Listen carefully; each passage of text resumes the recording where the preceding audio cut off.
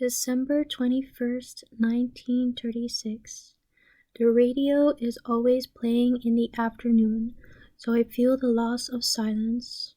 All morning long there is ceaseless talk and noise. My God, I was looking forward to being in silence, happy that I should be talking only with the Lord, and here it is just the opposite. Yet nothing disturbs me now, neither the talking nor the radio. In a word, nothing. By the grace of God, when I am praying, I do not even know where I am. I know only that my soul is united with the Lord, and thus I pass my days in this hospital. I marvel at how many humiliations and sufferings that priest accepts in this whole matter. I see this at particular times, and I support him with my unworthy prayers. Only God can give one such courage. Otherwise, one would give up, but I see with joy that all these adversities contribute to God's greater glory. The Lord has few such souls. O infinite eternity, you will make manifest the efforts of heroic souls, because the earth rewards their efforts with hatred and ingratitude. Such souls do not have friends, they are solitary, and in this solitude they gain strength. They draw their strength from God alone, with humility but also with courage. They stand firmly in the face of all the storms that beat upon them. Like high towering oaks, they are unmoved. And in this there is just this one secret, that it's from God that they draw this strength, and everything whatsoever they have need of, they have for themselves and for others. They not only carry their own burden, but also know how to take on and are capable of taking on the burdens of others.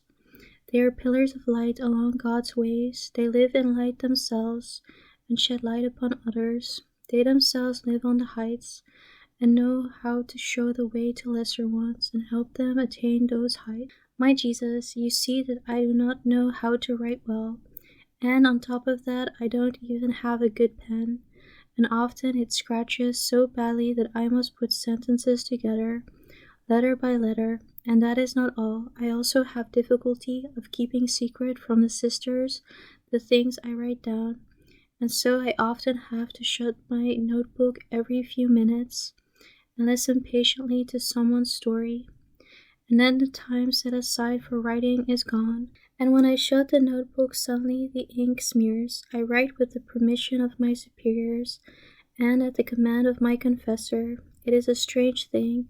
Sometimes the writing goes quite well, but at other times I can hardly read it myself. December 23rd, 1936. I am spending this time with the Mother of God and preparing myself for the solemn moment of the coming of the Lord Jesus. The Mother of God is instructing me in the interior life of the soul with Jesus, especially in Holy Communion. It is only in eternity that we shall know how the great mystery effected in us by Holy Communion. O most precious moments of my life. O my Creator, I long for you. You understand me, O Lord of mine. All that is on earth seems to me like a pale shadow. It is you I long for and desire. Although you do so inconceivably much for me, for you yourself visit me in a special way, yet those visits do not soothe the wound of the heart, but make me long all the more for you. O Lord, O take me to yourself, Lord, if such is your will. You know that I am dying, and I am dying of longing for you, and yet I cannot die. Death, where are you? You draw me into the abyss of your divinity, and you veil yourself with darkness. My whole being is immersed in you, yet I desire to see you face to face. When will this come about for me? Sister Chrysostom came to visit me today. She brought me some lemons and apples and a tiny Christmas tree. I was delighted with them. Through Sister Chrysostom, Mother Superior asked the doctor, Adam Silberg, to let me come home for Christmas, and he readily agreed. I was very happy and burst into tears like a little child. Sister Chrysostom was surprised that I looked so bad and had changed so much, and she told me, You know, little Faustina, probably you will die. You must be suffering a great deal, sister. I answered that I was suffering more that day than on other days, but that it was nothing, and that for the salvation of souls it was not too much. O merciful Jesus, give me the souls of sinners. December 24th, 1936. During Holy Mass today, I was united in a particular way with God and His Immaculate Mother. The humility and love of the Immaculate Virgin penetrated my soul. The more I imitate the Mother of God, the more deeply I get to know God. Oh, what infinite longing envelops my soul. Jesus, how can you still leave me in this exile? I am dying of longing for you. Every touch of my soul by you wounds me immensely. Love and suffering go together, yet I would not exchange the pain caused by you for any treasure, because it is the pain of incomprehensible delights, and these wounds of the soul are inflicted by a loving hand. Sister C came in the afternoon and took me home for the holidays. I was happy to be reunited with the community. As we were riding through the city, Krakow, I imagined it was the town of Bethlehem. As I watched all those people hurrying about, I thought, who is meditating today in recollection and silence on the inconceivable mystery? O pure Virgin, you are traveling today, and so am I. I feel that today's journey has its symbolism. O radiant Virgin, pure as crystal, all immersed in God, I offer you my spiritual life. Arrange everything that it may be pleasing to your Son. O my Mother, how ardently I desire that you give me the infant Jesus. During the midnight Mass, and I felt such a living presence of God in the depths of my soul that it was only by sheer willpower that I restrained my joy in order not to show outwardly what was going on in my soul. Before the Vigil Supper, I entered the chapel for a moment to break the wafer spiritually with those dear to my heart.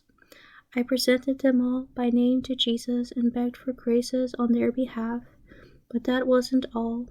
I commended to the Lord all those who are being persecuted, those who are suffering, those who don't know His name, and especially poor sinners. O little Jesus, I fervently ask you, enclose them all in the ocean of your incomprehensible mercy. O sweet little Jesus, here is my heart. Let it be a little cozy dwelling place for yourself. O infinite majesty, with what sweetness you drew close to us. Here there is no dread of the thunderbolts of the great Jehovah. Here there is sweet little Jesus. Here no soul is afraid, although your majesty has not lessened but only concealed itself. After supper I felt very tired and was in pain. I had to lie down, but I kept vigil with the Most Holy Mother, awaiting the arrival of the little child. December 25th, 1936, Midnight Mass. During Mass, God's presence pierced me true and true. A moment before the elevation, I saw the Mother of God and the infant Jesus and a good old man, Saint Joseph. The Most Holy Mother spoke these words to me. My daughter, Faustina, take this most precious treasure, and she gave me the infant Jesus. When I took Jesus in my arms, my soul felt such an unspeakable joy that I am unable to describe it. But strange things, after a short while, Jesus became awful, horrible-looking, grown-up and suffering, and then the vision vanished, and soon it was time to go to Holy Communion. When I received the Lord Jesus in Holy Communion, my soul trembled under the influence of God's presence. The next day, I saw the Divine Infant for a brief moment during the elevation. On the second day of the feast, Father Andres came to celebrate Mass for us, and during Mass I again saw the little Jesus. In the afternoon, I went to confession. Father did not give an answer to some of my questions that concerned this work. When you recover, we shall talk about it in concrete terms, and now try to recover completely. As for the rest, you know what guidance to follow and what direction to take in these matters. As penance, Father told me to say the chaplet that Jesus had taught me. While I was saying the chaplet, I heard a voice which said, "Oh, what great graces I will grant to souls who say this chaplet. The very depths of my tender mercy are stirred for the sake of those who say this chaplet. Write down these words, my daughter. Speak to the whole world about my mercy. Let all mankind recognize my unfathomable mercy. It is a sign for the end times. After it will come the day of justice. While there is still time, let them have recourse to the fount of my mercy. Let them profit from the blood and water which gushed forth for them. O human souls, where are you going to hide on the day of God's anger? Take refuge now in the fount of God's mercy. Oh, what a great multitude of souls I see. They worship the Divine Mercy and will be singing the hymn of praise for all eternity. December 27th. Today I returned to my place of solitude, her private room at the sanatorium. I had a pleasant trip as I traveled with a certain person who was taking her baby to be baptized. We gave her a lift as far as the church in Podgorze.